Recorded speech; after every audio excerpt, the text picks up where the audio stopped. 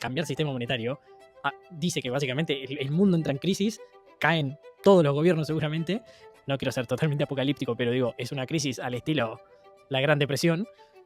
¿Cuándo crees que podría llegar a pasar? O de última, ¿qué podría llegar a detonarlo? Bueno, con las guerras comerciales de Trump había un montón de chances de que eso, la conocida Gran Depresión, que fue en 1929, fue la crisis de las crisis, empezó con una guerra comercial. Empezó con dos republicanos poniéndole tarifas al resto del mundo y literalmente eso terminó siendo la Gran Depresión después, con un montón de otras cosas. Pero no sé, el tiempo es de Dios, literal. Vos en economía podés saber a dónde te estás encaminando. Es lo mismo que decimos con Milei y la inflación. ¿A dónde está encaminando? ¿A qué baje? La tendencia va a ser a la baja. ¿Cuándo? ¿Cuándo va a desaparecer la inflación? Es difícil de saberlo. Porque después hay parte de ciencia social que son personas. Y las personas no son tan racionales como creemos. ¿A dónde está encaminando el mundo? A que haya una crisis monetaria y a que haya un cambio de sistema monetario. ¿Cuándo va a pasar? Ni idea. O sea, literalmente puede pasar a fin de este año o puede pasar en 10. Entonces vos tenés que jugar con las cartas que tenés y saber a dónde te estás dirigiendo. Saber que en este mundo, hoy en día, no tener activos, lo único que te hace es cada vez ser más pobre. 2007-2008 una crisis financiera en Estados Unidos, crisis subprime. No vamos a contar detalles, cualquiera que no la conozca o la quiera conocer, está la película de Big Short, La Gran Apuesta con Brad Pitt, Steve Carell, está buenísima la película. Si no entendés mucho de economía es medio difícil de seguir, pero está muy buena y muy bien explicada. Esa crisis generó una crisis financiera internacional en todo el mundo. Incluso en Europa golpeó mucho más duro la crisis y llegó un par de años más tarde. ¿Qué pasó? En el medio de la crisis, la Reserva Federal de Estados Unidos había una crisis de lo que se llama crisis de liquidez en los bancos. Los bancos no tenían la plata que necesitaban para afrontar sus compromisos. Empieza a haber una crisis muy grande, es una especie de corrida bancaria como pasó en el 2001 en Argentina. Los bancos centrales del mundo dicen, che, me parece que una buena solución para la crisis que estamos viendo es inyectar liquidez. O sea, emitir dinero, emitir billetitos, dárselos a los bancos y a la gente para poder salir de este quilombón que tenemos en la economía. Listo. Nos vamos a centrar en los tres, digamos, puntos o países fuertes o zonas fuertes económicas. Japón, Unión Europea y Estados Unidos. Los tres salen de esa crisis emitiendo billetitos, haciendo crecer lo que se llama la base monetaria, emitiendo dinero. La Reserva Federal, el Banco Central Europeo y el Banco Central de Japón. Incluso el Banco Central de Japón, que ya venía con tasas de interés al 0%, pone las tasas de interés negativas. ¿Qué es la tasa de interés? ¿Qué refleja la tasa de interés? La tasa de interés es un precio. Es el precio del dinero en el futuro. Es decir, ¿cuánto vale un dólar hoy contra el dólar de pasado mañana? Un dólar hoy no puede valer lo mismo que un dólar mañana. ¿Por qué? Porque está lo que se llama en economía el costo de oportunidad. Si vos tenés el dólar hoy, podés hacer cosas que no podés hacer si el dólar lo tenés mañana. Entonces, el dólar de mañana tiene que ser, lógicamente, más barato que el dólar de hoy. Vos valorás mucho más tener un dólar hoy que tener un dólar mañana o en un año. ¿Se entiende? Por eso la tasa de interés es 4%. Porque lo que pasa es que el dólar hoy te paga 4% así ese dólar lo tenés en un año. Por eso también, y para que la gente tal vez de Argentina más que nada vaya haciendo la conexión, por eso también en un país inflacionario la tasa de interés suele ser más alta, porque claramente a mayor tiempo va a valer menos y más tenés que compensar con un interés. ¿Es así? Exactamente. Exactamente. Bueno, arrancas, tratan de salir inyectando la máxima cantidad de dinero posible y generando demanda y consumo a más no poder. Exacto. Le sale bastante bien. Ahí Friedman dice que emitir dinero es como una adicción a alguna droga, como el alcoholismo. Los buenos efectos los ves muy rápido y en el corto plazo y los malos efectos tardan en llegar. El tema es que mientras más tomás o mientras más consumís una droga, los buenos efectos cada vez son menos y los malos efectos cada vez llegan más rápido. Como era la primera vez en la actualidad que el mundo desarrollado salía a emitir, pudieron salir de la crisis, dieron un montón de liquidez al sistema que les hacía falta, por un montón de lo que llaman mecanismos de transmisión. La inflación no subió, o sea, la inflación que dan los gobiernos se calcula con una canasta de bienes y servicios. Vos no podés poner todos los precios de todos los bienes y servicios de la economía para calcular la inflación. Tenés los precios de los vasos, los precios de las computadoras, los precios de los cuadros, los precios de cada marca de computadora. No, lo que hacen es agarrar una canasta de bienes y servicios, que ellos dicen, estos son los bienes y servicios necesarios para vivir, y esa canasta la van chequeando los precios cuando va pasando el tiempo y de ahí calculan la inflación. Entonces, esa canasta del IPC, lo de los precios al consumidor, no subió tanto. Después de 2010 hasta más o menos 2020, tuviste un promedio de 2-3% de inflación en el mundo desarrollado. Incluso Japón ni siquiera levantó la inflación. Pero quédate con esta parte de que la inflación se calcula con un límite de bienes y servicios, no con todos los bienes y servicios de la economía. Eso es importante. Entonces, el mundo salió bastante bien parado de la crisis financiera. En su momento, esa crisis financiera era el fin del capitalismo. La gente que la vivía era como, bueno, se termina el capitalismo, el fin del mundo, que eso suele pasar en las crisis.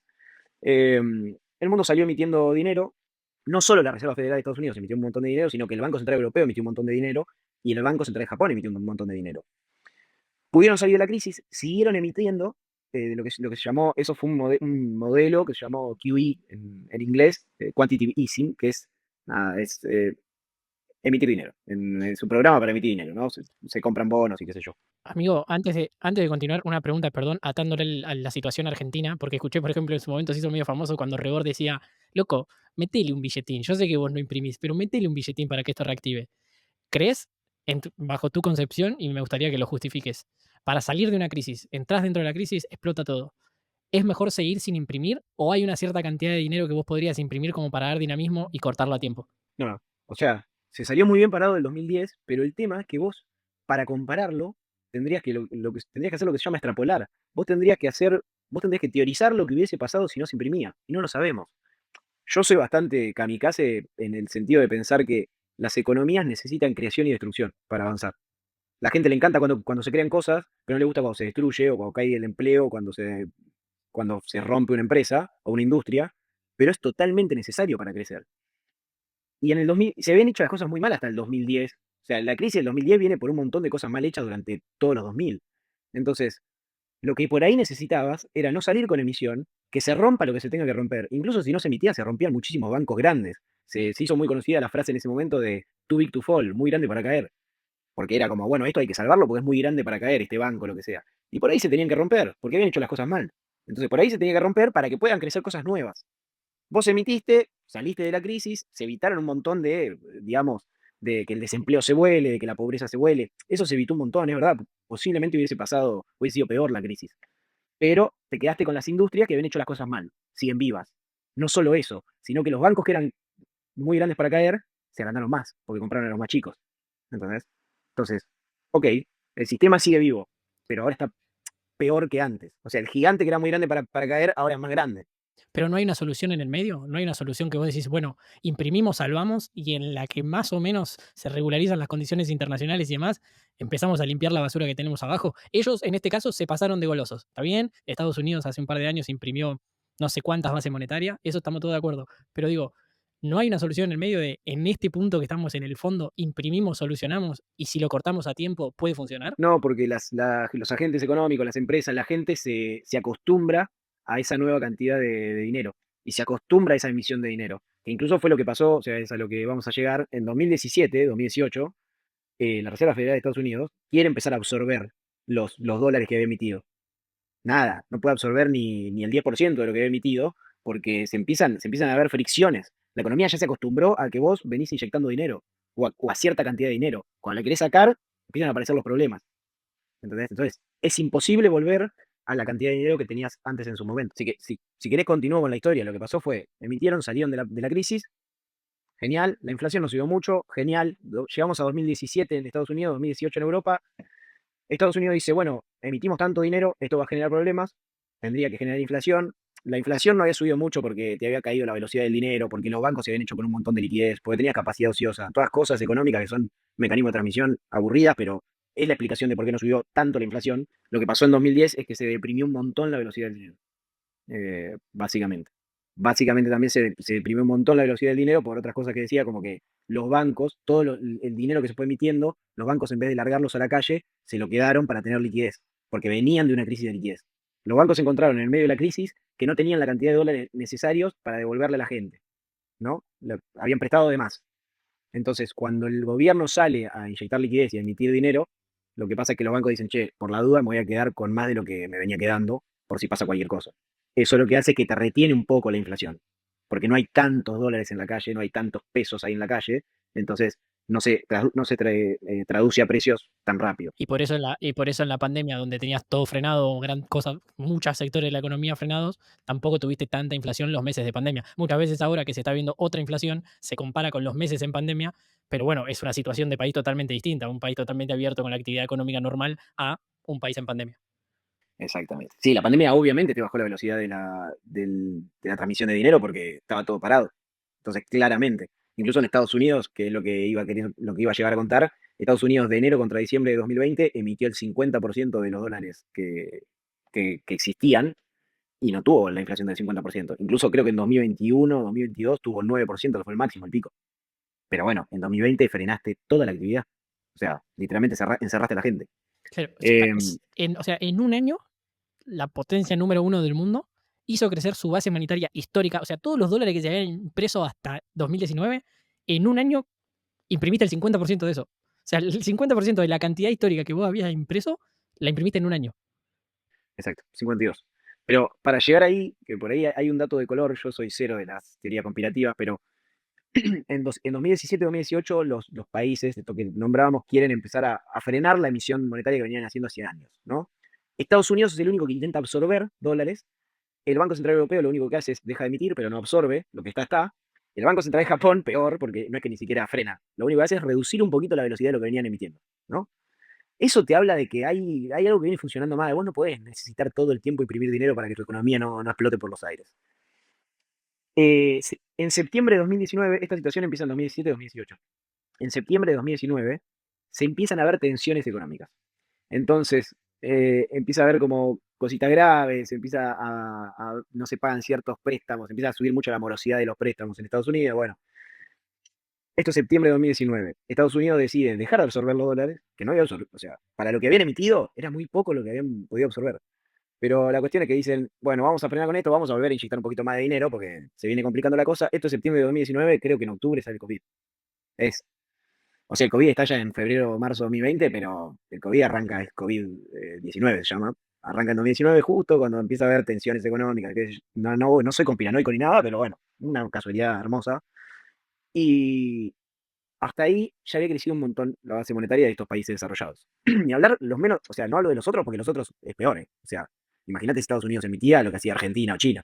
Entonces, eh, en 2020, febrero, marzo de 2020, ya el COVID, digamos, nos encierran a todos.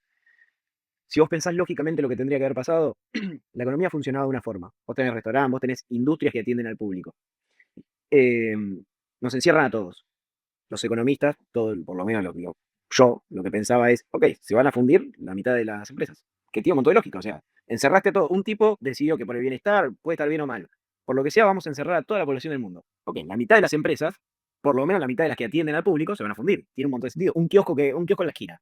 ¿Qué puede estar? Un mes sin atender a la gente, 2 meses sin trabajar, a los 6 meses se funde. Un restaurante, lo que sea, un Starbucks, se funde. O sea, ¿cuántos meses puede bancar sin estar abierto al público? Se tendrían que haber fundido la mitad. Entonces, lo que pasó, el mercado esto lo vio. Si vos ves, estaría bueno poner algunos gráficos, si vos ves febrero-marzo de 2020, eh, las acciones del mundo, incluso las de Estados Unidos, cayeron un 30%, las que menos. Hay países del mundo que se hicieron pelota.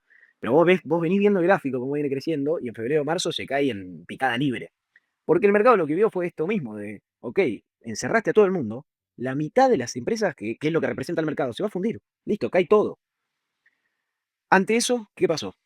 Los países del mundo, principalmente la Reserva Federal de Estados Unidos, miran así y dicen, che, ¿cómo salimos de la última crisis, que fue en 2010? Emitiendo billetitos. ¿Y nos fue mal? No, la inflación no fue tan dura, no fue tan mal.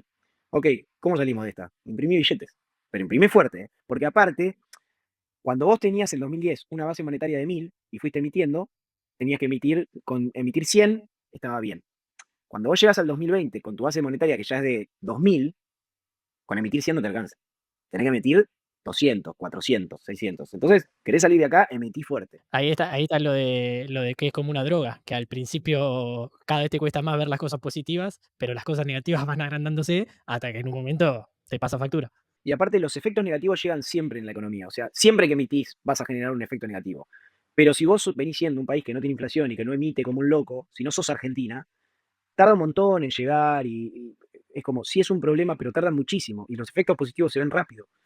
Entonces, nada, no es tan grave. El tema es que cuando ya lo venís haciendo hace un montón, ya los efectos negativos llegan un poco antes, son más fuertes y los efectos positivos no son tanto. La conclusión es que durante el COVID, Estados Unidos dice vamos a emitir y vamos a emitir fuerte para sacar a la gente de este problema. eh, y es lo que decía, de enero de 2020 a diciembre de 2020, la base monetaria, la cantidad de billetes que tiene Estados Unidos, los dólares del mundo, creció un 52%. Es decir, de todos los dólares que Estados Unidos había emitido en toda su historia, en solo un año lo hizo crecer 52%. Lo que todos los economistas vimos, o por lo menos yo, fue, ok, genial, esto va a ser una inflación galopante. O sea, se va a volar todos los precios de todo. Por ahí los economistas más inteligentes que yo lo supieron ver. Yo lo que no pude ver es que no iba a haber tanta inflación en bienes y servicios. Es lo que te digo. En 2021 creo que la inflación fue 4 o 5% y creo que fue en 2022 que fue 9, el pico de 9%. Y después la pudieron ir bajando y ahora está en 3,4. Pero no llegaste a esa inflación de 50%. Ahora tenemos que volver pasos para atrás. Bueno, a todo esto el Banco Central Europeo hizo exactamente lo mismo que Estados Unidos, el Banco Central de Japón más todavía, le vino joya, dijo, bueno, nosotros ya veníamos emitiendo, imagínate, ahora tenemos una excusa, vamos a emitir más fuerte. Todos, igual, China también salió a emitir fuerte. Lo que terminó pasando, que fue rarísimo, o sea, esto es lo que no tiene lógica. Volvemos, la inflación se calcula con una canasta de bienes y servicios que alguien cree que son los bienes y servicios necesarios. Esos bienes y servicios no crecieron tanto. O sea, la inflación, como mucho, fue 9% un año. Ahora, yo te vuelvo a decir, vos pasaste de una economía abierta y normal a encerrar a todo el mundo. La mitad de las empresas se tuvieron que haber fundido. Vamos al mercado. ¿Qué pasó de enero contra diciembre de 2020? El mercado se triplicó. No tiene ningún tipo de sentido. O sea, vos encerraste a todo el mundo y las empresas de tu país, las que menos se duplicaron y las otras se triplicaron. Algunas se cuadruplicaron. No tiene sentido. O sea, claramente no tiene sentido. Vos encerraste a todo el mundo y tu mercado creció 3, 4 veces en vez de que se fundan la mitad. Ahí hay gato encerrado. Ahí está la emisión monetaria. O sea, lo que pasa, esto Milei lo ha dicho con el dólar en Argentina. Milei dice, la gente en Argentina cree que la inflación viene atada al dólar porque sube el dólar y suben los precios. Y lo que él dice es, no es que los precios suben porque suben el dólar. Lo que pasa es que se emite dinero y lo primero que sube son los activos financieros. Como el dólar es un activo financiero, es lo primero que sube. Y después sube el resto de cosas. En Estados Unidos, ¿qué sube? No sube, o sea, como ellos tienen dólares, suben los activos financieros. ¿Qué sube? Las acciones, los departamentos, ¿entendés? La tierra. Eso sube. Entonces, ¿tuviste inflación en la canasta que medís? No, no tuviste inflación. Ahora, tus activos financieros se volaron en un momento donde se tuvieron que haber fundido la mitad. Ahí está la inflación. Y si vos mirás, volvés de vuelta 2010 contra 2020, tuviste una inflación de 2-3% promedio. Ahora, mirás el mercado de Estados Unidos, de Europa, se voló todo. Y venía saliendo de crisis. O sea, ¿Y ¿cómo puede ser? cuándo llega el golpe? ¿En qué sentido? ¿Cuándo? Porque, bueno, está bien, emitiste una barbaridad. La Ujú. canasta básica o los bienes que se miden para medir la inflación no subieron tanto, entonces en sí la inflación no te subió, pero se duplicaron o triplicaron las empresas y las acciones y los activos financieros, cuando en realidad se deberían haber fundido la mitad. Ok, en algún momento alguien tiene que pagar esa cuenta, porque si no son todas positivas. Si llegaste hasta acá, entiendo que te gustó la charla y en caso que así fuese, por favor no te olvides de suscribirte, que a vos YouTube no te va a cambiar en lo absoluto, no te muestra notificaciones nuevas, no te cambian nada y a mí es el último requisito que me falta para que me empiecen a pagar por el contenido y poder cumplir mi sueño de vivir de hacer entrevistas. Así que por favor, es un clic acá abajo, no te cambian nada y a mí realmente me ayudas mucho.